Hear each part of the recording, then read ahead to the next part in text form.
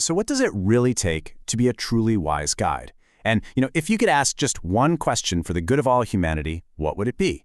Well, there's an ancient story that tackles both of these ideas, and honestly, the answers are more relevant today than ever. Let's dive in. We're just flooded with information, right? Experts, gurus, influencers, they're all vying for our attention. But in this absolute sea of noise, who can we truly trust for real guidance? It feels like such a modern problem, but as we're about to see, it's actually an ancient dilemma. Just imagine this, the greatest minds of an entire era, all gathering together during a time of chaos. They saw that society was kind of adrift, and they knew they needed a clear, unified answer. So instead of just endless debate, they made a pretty radical decision to find one person, the single most qualified individual alive to speak for them all. But who could possibly carry that kind of weight? Well, first things first, they had to establish the absolute intellectual authority of their chosen speaker. No room for doubt. Their choice was a man named Sutta Goswami, who was revered as the most senior scholar of his time. They invited him to take the Vyasasana, that's Vyasasana, which is the seat reserved only for a true master teacher.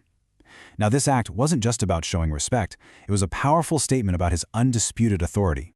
So what made him so qualified? It was the sheer breadth of his knowledge. I mean, this guy wasn't some narrow specialist. He had mastered both the physical and the metaphysical sciences. And crucially, he had studied directly under the legendary Vyasadeva, a figure considered to be a divine incarnation and the one who compiled these sacred texts in the first place. And this brings us to a really important distinction. You see, there were many philosophical systems back then, but while others focused on, different aspects of reality, Sutta Goswami was a master of the Vedanta Sutra.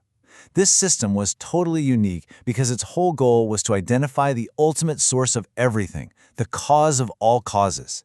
He didn't just collect facts, he had a framework for ultimate understanding. This quote really puts the standard into perspective. To earn that seat, the Vyasanasana, you couldn't just know your own philosophy. Nope, you had to master every other system, be able to represent them all fairly, and then show how your understanding completed the whole picture. The intellectual bar was set just astonishingly high. So, he was a genius, a living encyclopedia. But was that enough? Well, the story tells us that his intellect, as vast as it was, wasn't even his greatest qualification. The real key to his wisdom, the secret ingredient, lay somewhere much deeper. So what was it? What separated him from every other brilliant mind of his time? The sages knew that to get to the really deep, secret knowledge, you need more than just a powerful brain. And here's the secret. It was his character. The text uses a very specific word, somya, S-O-M-Y-A. It describes someone who is gentle, serene, and completely without arrogance. It was this profound humility, not just his intellect, that actually unlocked the deepest truths for him. You see, according to this philosophy, the deepest truths aren't just learned, they're bestowed. As this path shows, wisdom is seen as a gift, one that's passed from a satisfied master to a worthy disciple.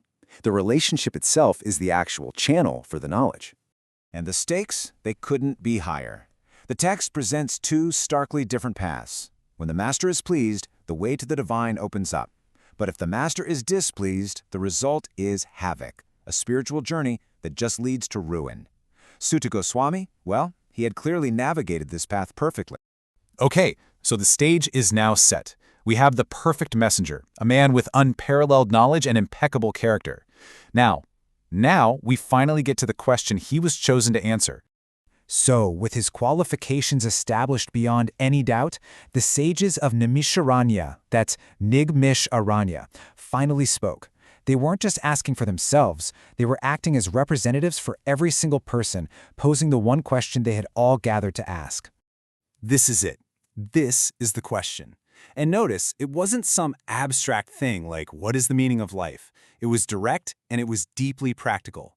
They asked him to explain, in a way everyone could grasp, what is the absolute and ultimate good for the people. They were looking for a universal principle for human flourishing. So why this specific question? Well, their logic was simple but really profound. They believed that if you solve the puzzle of spiritual well-being, material well-being just naturally follows. They were trying to get to the root of a good life, not just trim the branches. And that leaves us with a final thought. The sages believed that finding the right person and asking the right question was the most important work they could possibly do. So if you had that one opportunity for the good of all, what would you ask?